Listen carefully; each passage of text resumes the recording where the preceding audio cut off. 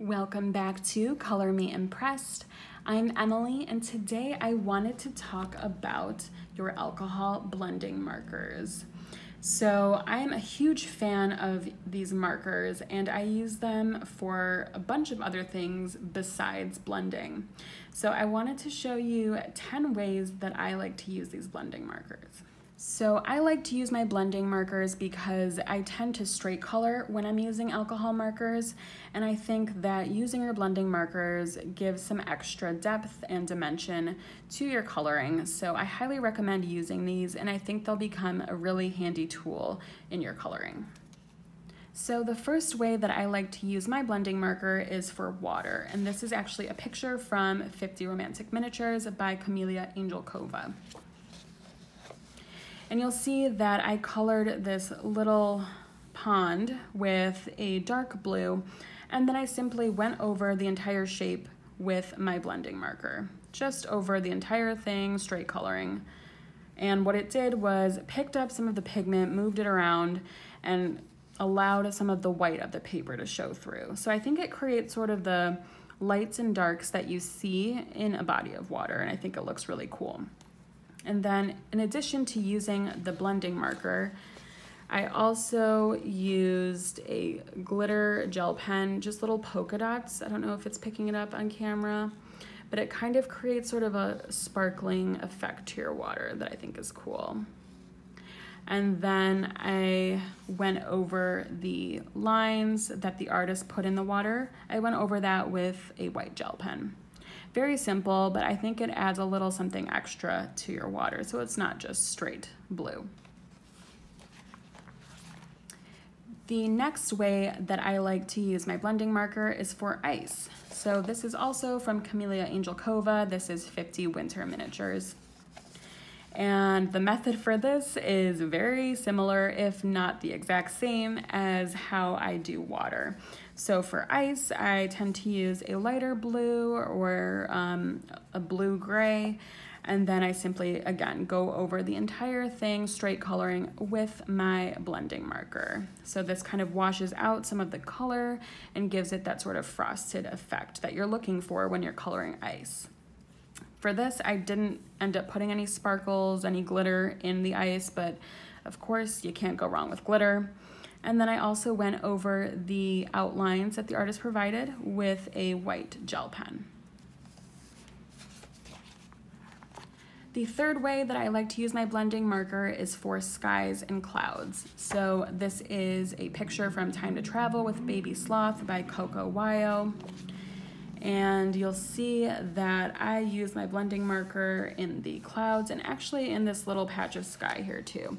So let me get you a little bit closer, and what I did was use a sort of teal blue for the background sky and just went over it straight with the blending marker. And then for the clouds, I chose a very light blue-gray color.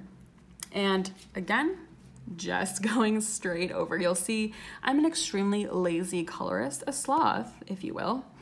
And I find that the blending marker gives me a lot of interest and detail to my pictures without me doing too much. So that's why I like using it. For the clouds, I think this was a really successful way to use the blending marker to emulate the look of clouds. And one thing I will say is if you have a large surface area like this, I recommend going over the entire thing with your blending marker. For those of you who have tried using the blending marker, you'll know that if you only do it in certain spots in a larger area, you will see where the marker starts and stops. So it tends to be streaky if you don't do it over the entire surface area. So just the tip for doing it in large areas like this sky. And then, as usual, I use my white gel pen over the outlines in the clouds just to further emphasize that they are clouds. The fourth way that I like to use my blending marker is for architecture, I guess you'd call it. I like to use it for walls, for like brick, cement, concrete, any sort of materials like that. So in this picture, I liked it because it created this sort of weathered or aged effect in the buildings here. So let me get you closer again. What I did was just went over all of the buildings in this picture in sort of a light salmon color, and then simply went over the entire thing with my blending marker. And because it's pulling up some of that pigment in an inconsistent way, it really does look sort of like a natural weathered building. So I would recommend trying it for buildings and things like that. I think I actually did it in the wood here too.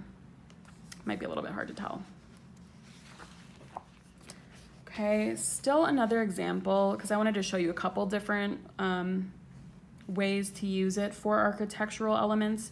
So here I used it in this concrete sidewalk.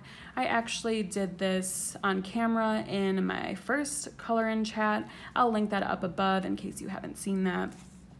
But as you can imagine, I just went in with a base color of a very light gray and then went over the entire thing with my blending marker. And it created this sort of, what I really think does look like cement or concrete. So I thought that was pretty cool. And I also used my blending marker in a couple other areas in this picture, I think on the chair cushion and also giving some highlights to this pumpkin. So this picture was actually from Fall Friends by Deborah Muller. I don't think I mentioned that. Okay, still on the architectural elements, I just wanted to show you again another example. I used my blending marker for the bricks here. So this was something new that I was trying. I went over the entire brick wall with just a brick red color. And then in between all of the bricks, I just went with the bullet nib of my alcohol marker. You can also do, if you have the Tau trees, that might be a better option since it's smaller. So you can go in between each of the bricks and it just very lightly lightens up the color in between each brick. So it kind of lets the bricks pop out a little bit and just give it a little bit more dimension. Okay, so I think I covered quite a few different things when I was talking about those architectural materials. I talked about, you know, walls, aged looking walls. I talked about cement or concrete, and then I also talked about these bricks. So then in this picture, there's also the fifth way that I like to use my blending marker, and that is for fabric, specifically denim. So for her apron here, I kind of made it look like that sort of acid wash denim, simply by putting down a base coat of the blue marker and then going over the entire thing with my blending marker. Again, nothing groundbreaking, nothing difficult, but I really think it adds something extra to that sort of denim feel. And that was from Whimsy Girls at Work by Hannah Lynn. And just another quick example of denim using a blending marker. This is with a little bit of a darker blue. So it's not as acid wash looking. So if you want a sort of more subtle denim look, I would try with a darker blue. And then this picture is actually my sixth way of using your blending marker. Might be a little bit hard to tell, but in these pairs here, I actually did just little pin pricks of the blending marker, again with the bullet nib. You could use your smaller Tau tray to do that as well. And it kind of just creates a sort of like speckled look. I kind of call it like highlighting, I guess, just to emphasize that, you know, this is fruit that has a little bit more texture to it or something like that. Let me actually bring back the other picture with the pumpkin that had some highlighting to it as well. Where is it? So this was another way that I used the blending marker where I didn't go over the entire area. So I just went in a sort of straight line in between each of these little sections to make it look a little bit more highlighted. And keep in mind that when you're using your blending marker for highlighting like this, it will look a little bit washed out. So if that's not a look that you like, probably don't do this, but I think it's a kind of quick way if you're straight coloring that you want to get some highlights going. I would recommend just going over with your blending marker in a sort of straight line or maybe in little dots like I did for the pears. But as I mentioned previously, just be careful if you're doing that over a larger surface area that you don't want it to be too streaky. Oh, I keep on forgetting. And this picture was from 50 Autumn Miniatures by Camellia Angelkova. Okay, and the 7th way that I like to use my blending marker is to create what I'm calling gradients. It might be a little bit more simple than a gradient, but you'll see this is a picture from Chibi Girls by Color Questopia. This is the color by number. And in her hair, I did some darker pink streaks, and then I just took my alcohol blending marker, and went maybe halfway. Again, for something small like this, maybe try to use your bullet nib or your smaller tau trees. And I just went halfway to create the sense of the bottom being lighter than the top part. You could obviously reverse that, you know, have the top be lighter and the bottom be darker, but I think that kind of created a cool like gradient, ombre sort of look, and I did a similar method in her eye color there. So for this, I actually just did sort of a half moon of the purple color, and then where there was that stark line of where the color stopped, I just went over with my marker a little bit. And that's more traditional blending, but just another way that you can kind of create a gradient if you don't want to use an entire base coat, if you will, of color. So some interesting things to try. Again, keeping in mind that, let me try to get you as close as possible. It will look a little bit washed out. It's not gonna be a like smooth gradient necessarily. So that is the 7th way to use your blending marker. The 8th way to use your blending marker is actually for a whip that I still am working on. This is out of Coloring Heaven Zodiac Special. And this is something that I actually did because I wanted to try coloring a full background in an alcohol marker. And as we know, that can be very tricky to not make it streaky. And it actually did end up kind of streaky. So I thought, you know what? Let me go over the entire background with my blending marker. And the blending marker kind of makes it look a little bit streaky, but in a cool way. So if you maybe have messed up your background, you're doing like a huge sky or just any sort of solid color, huge surface area, and it has looked a little bit streaky, maybe try pulling out your alcohol blending marker, maybe with the chisel tip, and just going over the entire thing with your blending marker. And it does create this sort of like washed out background look. And you can still see some of the streaking here and there, but it sort of looks intentional. And this sort of is what I like to call the JCPenney photo shoot backdrop. If you guys remember taking school pictures or family pictures, anything like that, where they put that sort of soft background color, that's what this reminds me of. So I think it looks pretty cool for backgrounds. And again, I'm always about fixing my mistakes and covering them up with something super easy. So the blending marker was definitely a cool tool to have to fix this background.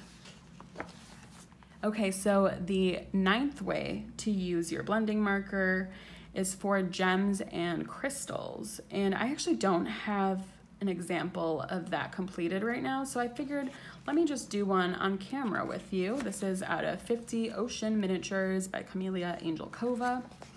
And I found this picture that has the gems down here. So really quickly, I'll just color these. I'm gonna use my tau trees because I don't think I've actually used my tau tree blending marker. So we'll try it live on camera for the first time. That's always a good idea. So what I'm using here is the Cool Gray 0.5. So it's a very, very light gray. And I'm gonna make these look like diamonds. So I'm going to use the fine tip and make sure I have a back blotter page, and then just go over this gem with the gray here.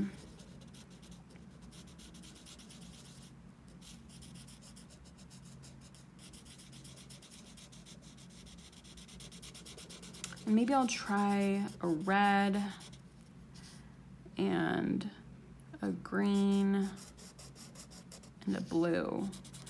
Kind of do like rubies, emeralds, and sapphires, just so we see how the blending marker works with these different colors.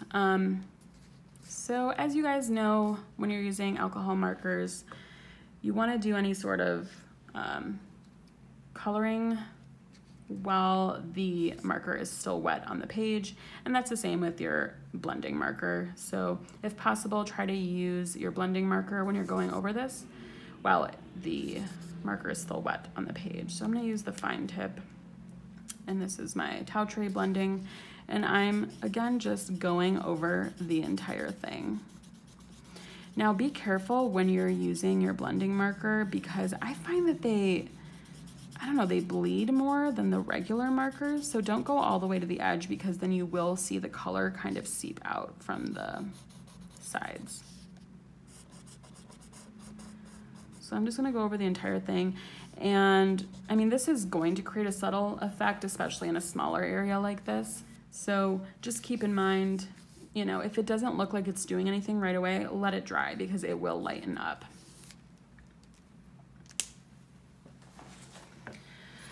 Okay, so let me pull out some of my tau trays here. Let me try to find a red, a green, and a blue.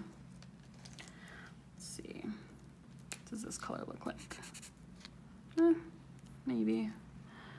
Let's try to find a darker green. I should have done this prior to coming on camera.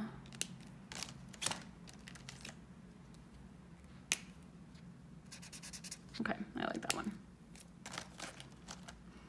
So let's make this gem right here an emerald. Okay, so let's go with the green here. Now I'm expecting us to see something that looks a little bit more noticeable with these darker colors. I usually use it for very light colors for that sort of subtle look, because you guys know I'm not a huge bold, colorful person. I'm a very neutral person. So haven't used it too much on darker colors. So let's see what happens together.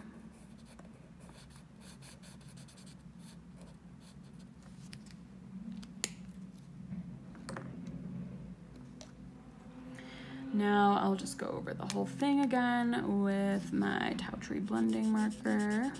Again, not going quite to the edges there, because I don't want it to bleed over.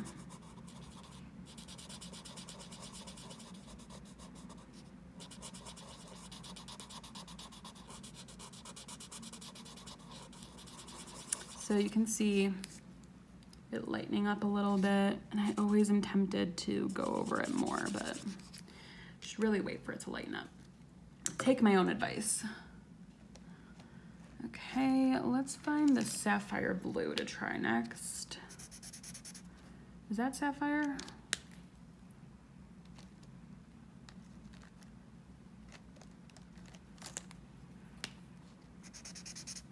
Too dark.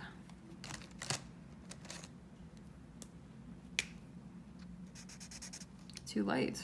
It's like Goldilocks. All right, we'll just use that original blue that I found. I should be saying the colors, I guess. This is 70.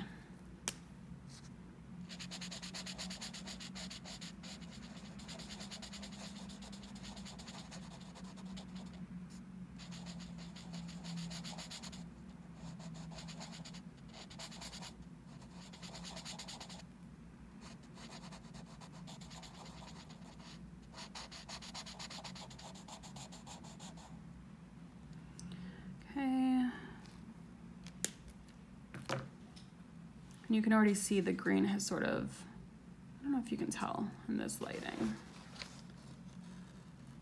It's definitely lightening up a bit.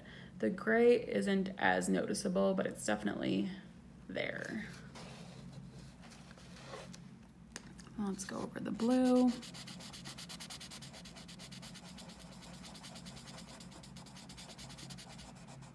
Again, I'm not doing anything fancy, literally just going over it. Oops, I went out of the line. Ugh.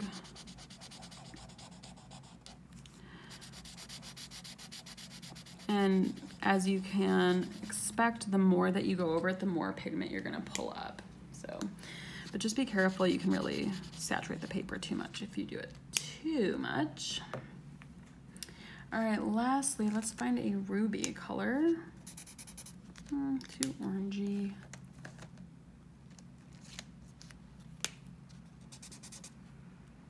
Almost.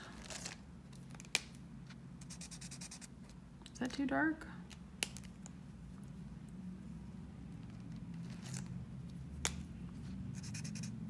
Let me just try a bunch of colors on camera. That's super fun. Oh shoot, now I can't remember which color is which. I liked this darker color. Do we think that was 10 or 11? Okay. All right, let's do this ruby.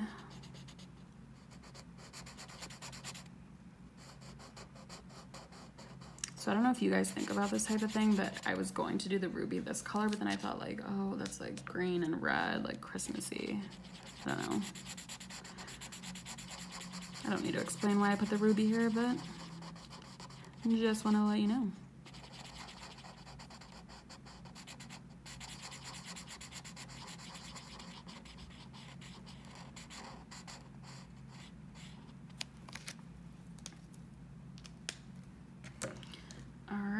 Let's go over with the blending marker. You'll see the tip has just a little bit of color on the top, and that's totally fine.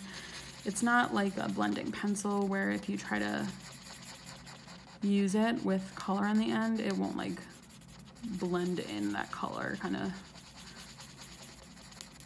it's just stuck on the tip, but it won't pull any of that other color, so you don't have to worry about, you know, cleaning in between colors or anything like that. Let's do a little bit more.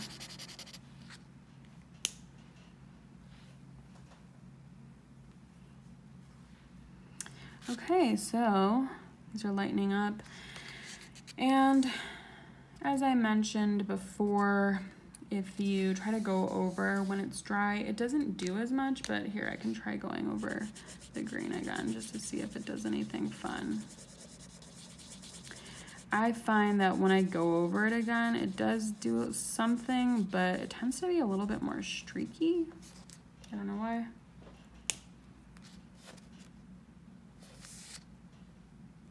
And maybe we'll do it for everything. So it's not being very streaky when it's in this small area.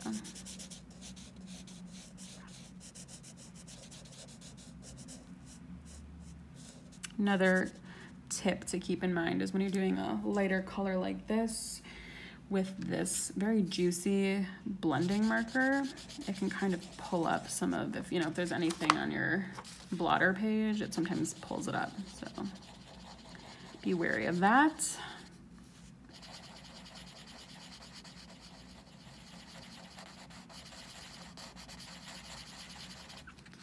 Okay, so this might not look like too much, but it's kind of just giving the gems a little bit more depth, you know, like making it look like there's light catching in them. And then what you can also do if you want to amp up these gems is outline either in white or in a lighter color for these gems to kind of just give it a little bit something extra.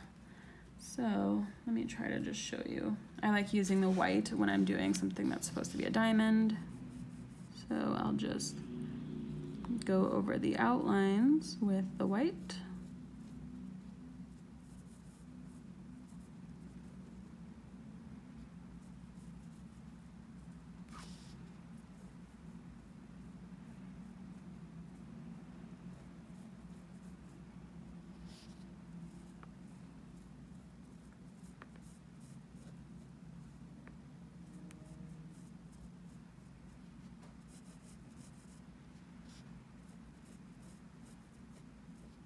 You guys can see my terrible outlining job.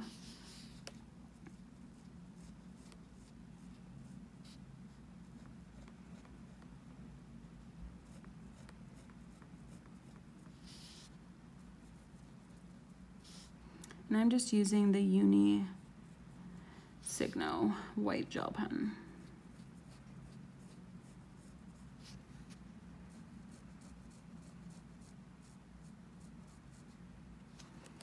So I think it looks a little bit more like a diamond there. And if you want to be super extra about it, you can add a couple little dots of clear glitter gel pen, or you can go over the entire thing, but I feel like that kind of covers up the blending marker work that you did. But you can kind of do this, just little dots. So you'll see that when the glitter picks up the light, it just looks like more of a sparkling gem. And I think if you outlined these gems in white, the other gems, it might look a little weird. So let me try to find some other colors here. Should I do this green? I would do a slightly lighter green than what you have, or a slightly lighter color in general. So I'll go over here. And these are actually the Jelly Roll Metallics, so that gives an extra shine.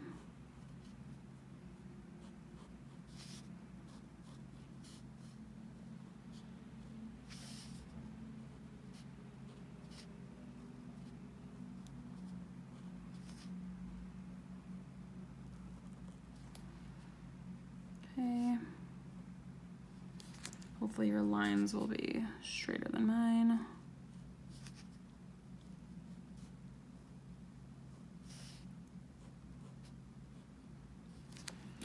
All right. And then I'll just do, again, I'm using the Jelly Roll Stardust. I'm just gonna put little dots in there. This is the clear. Still kind of looks a little silver, but it's okay. Let me try to give you a close-up of the green. So that. Let's try the blue. I'm gonna use this blue Jelly Roll.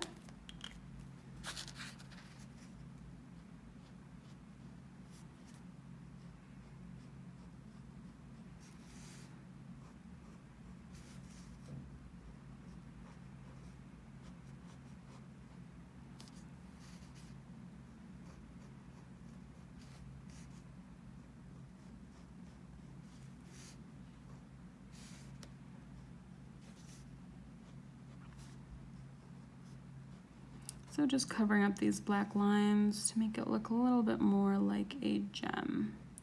And you can use this same technique for crystals as well.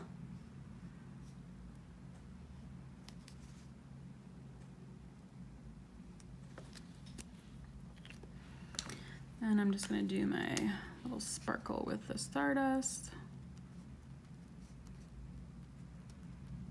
It's been my new thing to do these like little dots with the Stardust. There's the blue. And lastly, let's work on that ruby.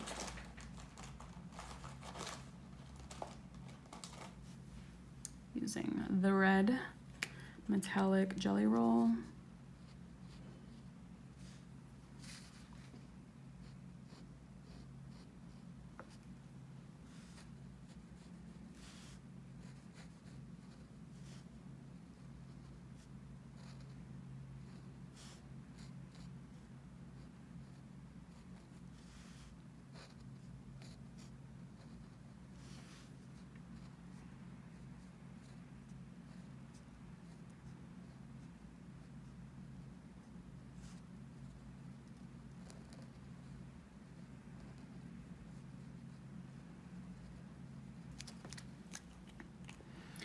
And then with the Stardust again.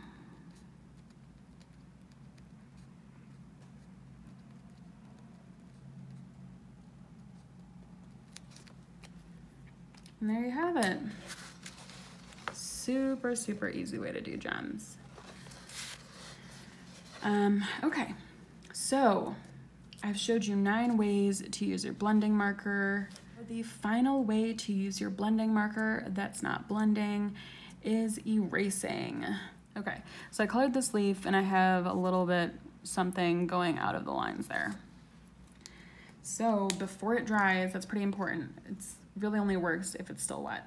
Go in with your blending marker and just go over that spot. So this isn't gonna completely make it go away, but you can definitely see that the pigment, that green that was outside of the leaf, is now a lot lighter. You can barely see it. So that's something that you can try if you go to the lines with your alcohol markers, is to very, very quickly use your blending marker, and you'll see. I'll do it again with another part of the leaf.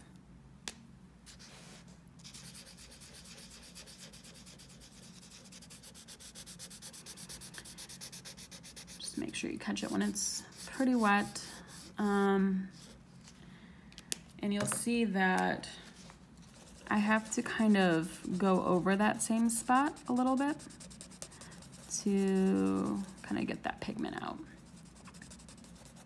So just keep in mind, you're gonna need to kind of saturate that part and try to, like, almost as if you really are erasing that out. So a couple things to note when you're using your blending marker for erasing is that you might see the paper will dry a little bit darker than the fully white portion. So this is still drying, but you can kind of see a little bit of the outline of where I use my blending marker. So if that bothers you more than the color outside the lines, maybe don't do this, but I find that it's better than when I color outside of the lines. The other thing to keep in mind, besides that you can see a little bit of the blending marker on the paper, is actually, I don't know if you can see here, but because the blending marker tends to be really saturated and juicy, it can actually run into the colored part of whatever you were trying to erase. So it's not really going here, but it actually spread some of the green to this little leaf. It's very hard to see. And I mean, it's not that obvious, so it's totally fine, especially since I'll be coloring over this anyways. But if you maybe went over a part that was just supposed to be white, you might have another issue there where the color ran a different way than how you didn't want it. So I've made all the mistakes. You know, it's really not a big deal. We all color outside the lines. You really can't see it. But this is something that I like to do when I make a really big mistake or when it's something that I can easily catch. But yeah, keep in mind, don't go too close to the line of what you're coloring, because it could then seep into this and kind of wash it out a little bit or move the color elsewhere. So I think that's about it. That was 10 ways to use these bad boys, your blending markers. If you have any questions on how to use your blending markers, anything like that, please feel free to leave a comment down below.